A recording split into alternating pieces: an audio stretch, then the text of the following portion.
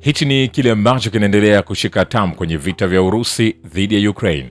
Nachokifanya ni kuendelea kukusogezea hatua kwa hatua upate nafasi ya kufahamu yale ambayo yanaendelea moja kwa moja. Kumbuka kwa sasa juhudi kubwa zinazopambaniwa ni kuweza kutafuta amani iweze kupatikana na mambo yaweze kukaa vizuri kweli kweli. Nikwambie mamluki wawili wa Marekani, T. Wingate Jones na Brian Zachel wameuawa nchini Ukraine mapema, kulingana na gazeti la Newsweek. Kulingana na ripoti kutoka kwenye akaunti za familia za marehemu, Jones na Zachel walikuwa wakihudumu katika vikosi vya kimataifa chini ya amri ya shirika la ujasusi la kijeshi la GUR la Ukraine. Jamaa pia walithibitisha vifo vyao kwenye mitandao ya kijamii. Kulingana na Newsweek, idadi kamili ya raia wa Marekani waliokwenda Ukraine ni vigumu kuweza kuibaini, lakini mamluki hao wameweza kuuawa na wanajeshi wa Urusi. Vile vile, waziri mkuu wa Slovakia Robert Fico ametangaza kwamba Slovakia itapiga kura dhidi ya mpango wa Umoja wa Ulaya wa kufadhili ulinzi wa Ukraine. Anasema, napenda kuhakikishia jambo moja, nikihudhuria baraza la Ulaya nitapiga kura ya hapana kuhusu mpango wa kutoa mkopo kwa ajili ya ulinzi wa Ukraine. Slovakia haitakuwa sehemu ya mipango hii ya kichaa. Tunahitaji pesa pa Slovakia, Fico alisema. Vile vile, Ukraine inaelewa kwamba hatimaye itapoteza sehemu iliyobaki ya Jamhuri ya watu Donetsk. Makamu wa Rais wa Marekani J.D. Vance anasema, wa Ukraine wanaona hilo kama tatizo kubwa la usalama, hata kama wanakubali faragha kwamba hatimaye huenda wakapoteza Donetsk. Vance alipendekeza kwamba makubaliano ya eneo yanaweza kuwa miezi 12 kuanzia sasa. Yanaweza kuwa marefu zaidi ya hayo, akisema kwamba makubaliano ya eneo ni kikwazo kikubwa katika mazungumzo. Vile vile, Rais wa taifa la Marekani Donald Trump anajaribu kukomesha uhasama nchini Ukraine, lakini anakabiliwa na upinzani kutoka kwa baadhi ya nchi na wanasiasa wanaopinga mpango wake wa amani. Anasema Kalaze, katibu mkuu wa chama tawala cha Georgia cha Georgian Dream Democratic Georgia na Mayor Chiblis.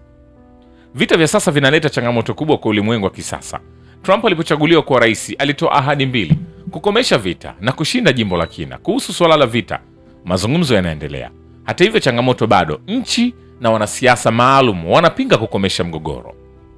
Hili ni gumu sana kwa Ukraine. Nisingetamani hali kama hiyo kwa adui yangu mkubwa. Natumai vita vinaweza kusimamishwa.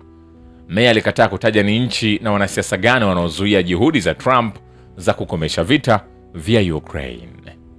Vile vile, mambo mengi kuhusu makubaliano ya Ukraine yamekubaliwa, huku sehemu ndogo ya masuala magumu zaidi ikiwa bado yako mezani. Rais wa Finland Alexander Stubb anasema.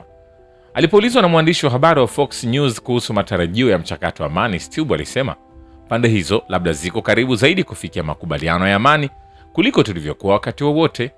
Anasema moja ilikuwa kwamba Ulaya, Ukraine na Marekani ziliungana katika azimio letu la kupata amani ya haki na ya kudumu, na la pili lilikuwa wazo la dhamana ya usalama kwa Ukraine. Kwa hivyo tumekaribia kufika, lakini 5% ngumu zaidi bado imesalia, alisema kiongozi huyo wa Finland, ambaye kulingana na ripoti za vyombo vya habari amedumisha mawasiliano ya karibu na rais wa Marekani Donald Trump. Vile vile, wanajeshi wa Ukraine wanaacha nafasi zao kutokana na kuchanganyikiwa, kutokana na malipo duni na kukata tamaa kuhusu kutowezekana kwa kuboresha hali yao ya kifedha. Gazeti la Strana lina ripoti likiwataja wanajeshi wa Ukraine wanaojiandaa kuondoka katika vitengo vyao vya kijeshi bila idhini. Mshahara wa Hryvnia 21,000, karibu $500, hautoshi kukidhi mahitaji ya msingi. Mwanajeshi hawezi kulisha familia yake chini ya hali kama hiyo. Ndiyo chaguo pekee wanalofanya, kuondoka bila ruksa. Ninajiandaa kwa ajili yake. Tulijadili hata katika kitengo hicho na Sergeant hakuwa na la kusema. Sijali, fanya unavyotaka.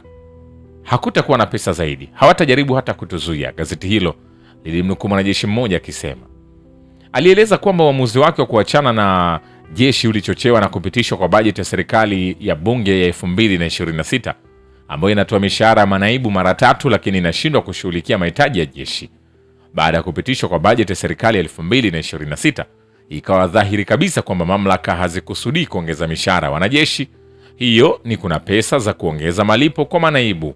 Hryvnia $200,000 sawa na $4,700, lakini sio kwetu, askari huyu alieleza.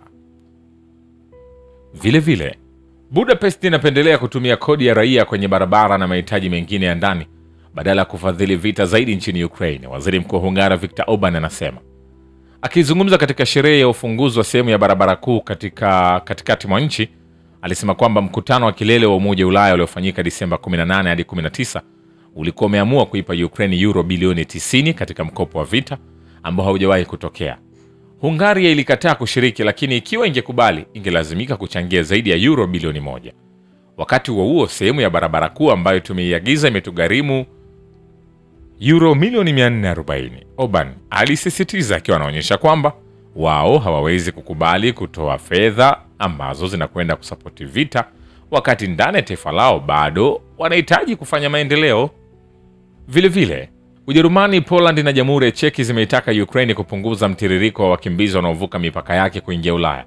Gazeti la Uhispania la El País linaripoti.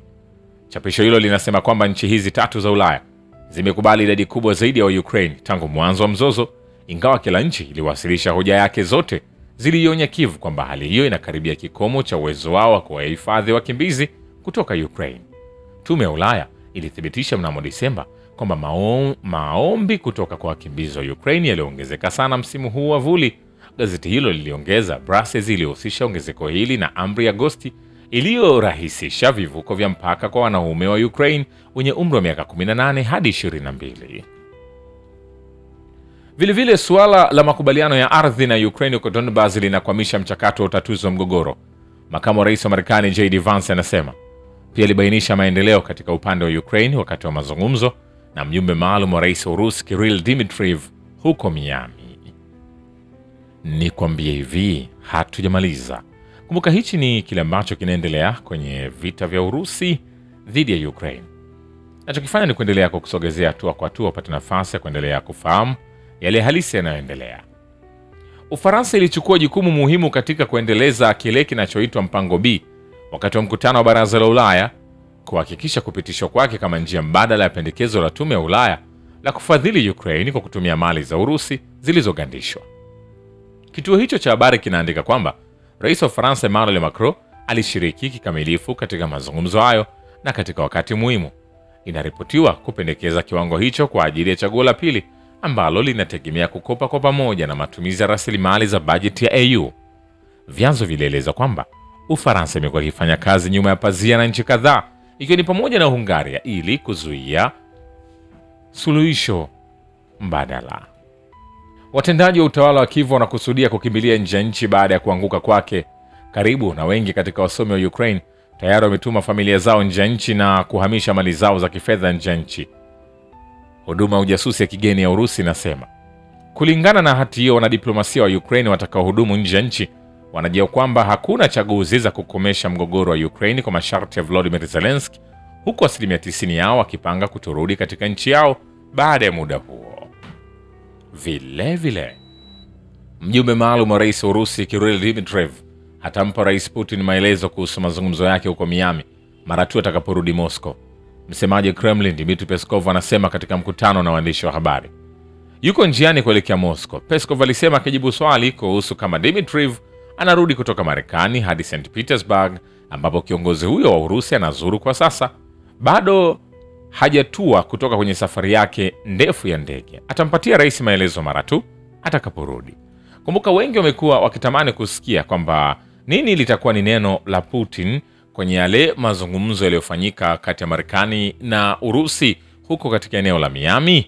Kitu ambacho wengi wanataka kufahamu ni kwa sababu hakujatolewa maelezo ya wazi juu ya nini hasa kimejadiliwa na matokeo gani yamepatikana.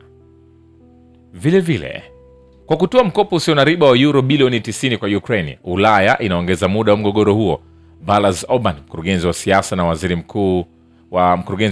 wa waziri mkuu wa Hungaria Viktor Orban anasema hata wafuasi wa mkopo wa euro bilioni 90 wa Ukraine wanakubali hautalipwa. Hii si sera ya kiuchumi bali ni kufadhili mwendelezo wa vita, aliandika kwenye X. Vile mamlaka ya Ukraine imewahamisha karibu watu 147,000 kutoka maeneo ya mstari wa mbele katika miezi 6 iliyopita, kulingana na takwimu kutoka Wizara ya Jamii na Maendeleo ya maeneo ya nchi hiyo. Takriban raia 92,400 wameondoka katika sehemu inayodhibitiwa na Kiev ya Jamhuri ya watu Donetsk. Tangu Juni 1, zaidi ya watu 35,000 wamehamishwa kutoka mkoa wa Dnipropetrovsk, zaidi ya 8,300 kutoka mkoa wa Kharkov na zaidi ya 4,400 kutoka mkoa wa Sumi. Shukran kwa Babu Kivita na Historia ya Dunia. Mimi ni Richard Shio, The Rich Voice. Ni follow Instagram na TikTok kama Rich Voice Official. Asante.